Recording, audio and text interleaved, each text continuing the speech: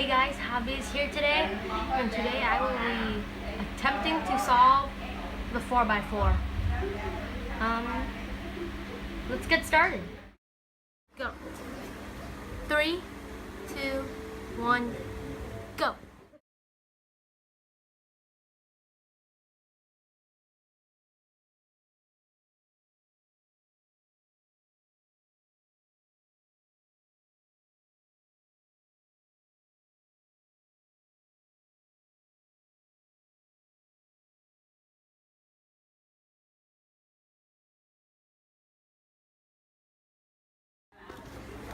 Hey guys, I finally did it.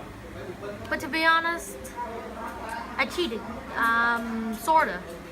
For one of the two pieces, I pulled it out and reversed them, and then reversed these two parts. But besides that, I did it. Yay. And I will not do that again. I think that's the fastest time I've ever done it. So, yeah, if you like this video... oh my god. If you like this video, please subscribe. And I'll see you later.